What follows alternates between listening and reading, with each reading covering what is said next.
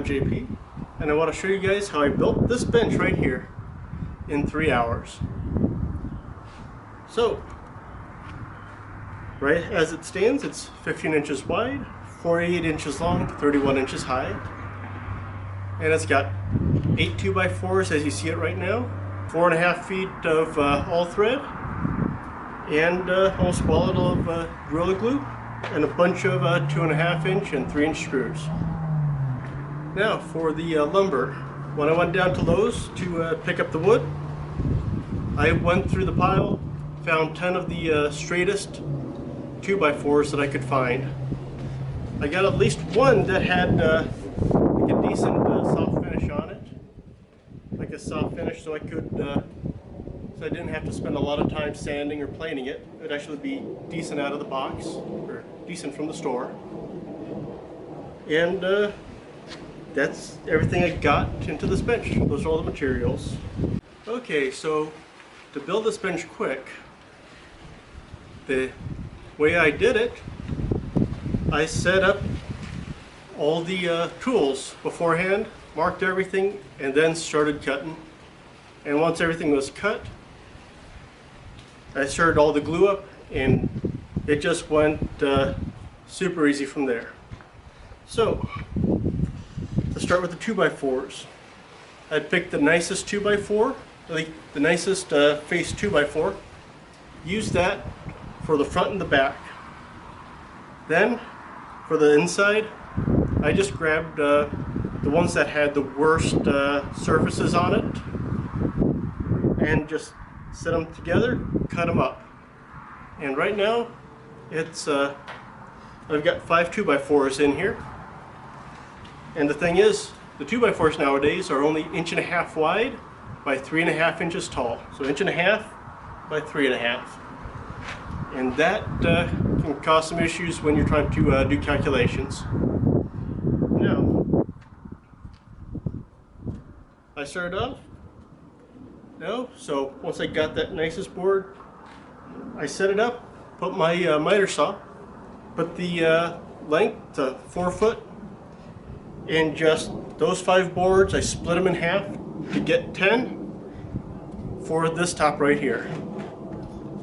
Next, I set up the length for the full 31 inches and cut the full side for the legs. Then I took off 3.5 inches to 27.5, and then cut the fronts. I actually found a little bit nicer wood, like the second nicest for the fronts. Okay, now for figuring out where to mount the legs. I don't want the long part of the legs to be in the front because it's going to be a little bit weak. You're going to have to rely on just the just that big fender washer to hold it in place. So I put the full side, the full part of the leg, going straight through the top. So that way it is clamped by the first 3 rows. By the first row and the third row, it'll clamp it nice together, real tight. Then the second part, I put the 2x width over here at each end. So you can see it's sticking out a little bit. So that way, between the centerpiece on the second row and these other sides, the legs will not be able to go like that very easily. So by putting this piece in the front, by putting the through part of the legs in the second row, the legs don't want to go in and out like this. And then by bringing them in a smidge, the legs don't kick out like this either way. Keeps it really strong. Now, for figuring out where to drill these holes. The center one is very easy. Centered on the length, centered on the height. Simple. These 2 end ones, centered on the height. That's the easy part. The next part, I wanted about the width of a 2x4 at each end. So that way when I screw it in place, it doesn't bust apart. So that's 1.5 inches, and then split 3.5 inches in half. So that makes it 3 1/4 from the end for these 2 holes. With that, we can head over to the drills and start showing how I set up the big drill press to cut all these holes. Okay, now I'm over here at my large drill press. So with this drill press, I put in a 5/8 inch bit, and I'm using 5/8 inch to make the hole, because if I try and put in a 1/2 inch for a 1/2 inch all thread, that's going to be a lot of cussing to get that all thread all the way through. Sorry about that, the sun just came out, so squinting a little bit here. Next part, if you look over here, I actually used the end of the vise I have as a stop. So that way when I take the board and slide it in, I just butt it up to the end of here, to the end of the vise, and I know all the cuts are going to be exactly the same. Center the width at the end.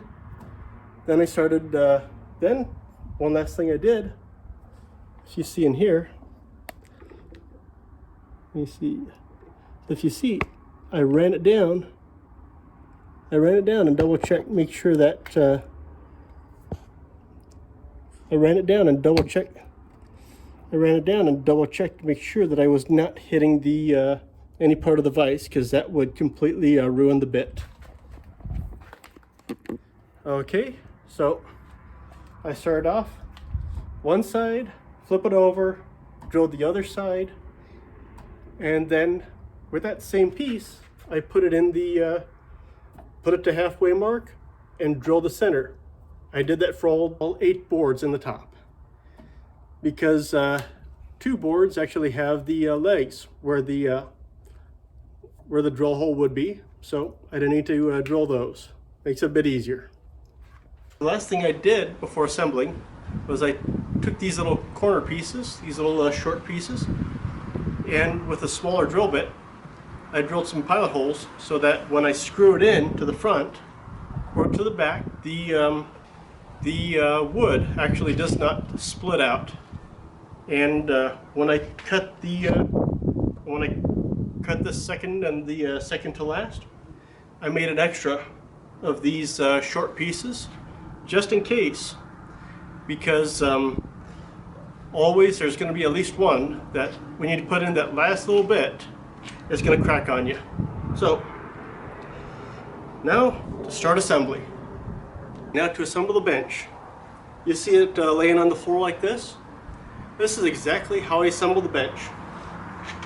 I started off, I put down the first piece, then I laid the first 2 legs in, face side down. I put these little corner pieces in, and the center piece, got it all lined up. Pulled it off for a second, loaded it up with glue, then put it in and screwed it. To make these spreaders that are glued and screwed in place, the way they are done with the rabbet, it's a similar style to how a lot of people have done it, but to get a 3 1/2 inch rabbet, it's very easy to do on a radial arm saw, a little bit trickier to do on a sliding compound miter saw, but not too bad. I'll show you how. Okay, now to show how I did those rabbets on the sliding compound miter saw.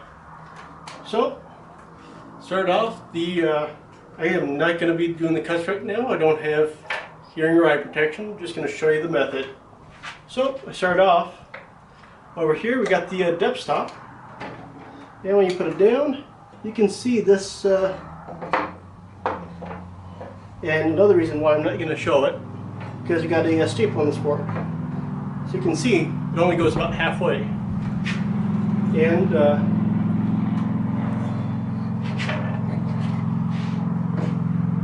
okay, for making the long rabbets on a compound miter saw. So start off, get the depth stop, get the right depth going on. Okay, now to show you how to make rabbets on 2x4 on sliding compound miter saw. So with this saw, start off, set the depth stop to where I wanted it. But you can see right here where the problem lies. This the blade actually doesn't go all the way to the back. So now, because of that problem, I made myself a auxiliary fence. And now, with that auxiliary fence, you can actually see that the blade can cover quite a bit more without having to have any other issues. So, I just start off as you've seen many other woodworkers do. Just cut it, cut it, cut it, cut it, cut it, cut it all the way down, about a 1/4 inch or so. Doesn't have to be practical. Till you get a whole bunch of small pieces. Then I flipped around, did the same thing on the back side. Once those are all done, just grab a good hammer on a decent bench, not your saw, and just start tapping them down, clearing it out a little bit. And then, once you have that, you just put it back on the, once you have that, you just put it back on the miter saw, set it to the side, and have it run and go back and forth several times just to clear it out.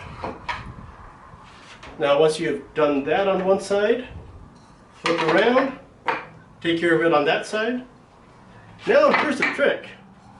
Because this piece will actually be curved like that, you can actually go there, flip it onto the other side, and here's where it gets a little bit tricky. If you're right-handed, you got to use southpaw for a little bit to make the trick work. So be extremely cautious. When you're doing this, just go there, set it to where it needs to be, and push it through a little bit, move the saw a little bit, push it again a couple times through, and it will flatten out the bottom of the rabbet. The quickest, easiest way I found to make rabbet with a sliding compound miter. If you actually use this radial arm saw, like what I got in the background over here,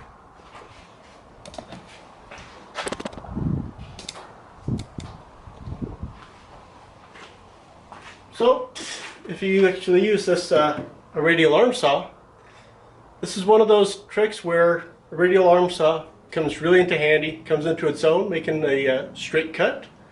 Be careful you have a negative right blade on there. Otherwise it will bite and move forward and can scare the living heck out of you and possibly cost you a finger or two. So I've got all mine, so I've been careful.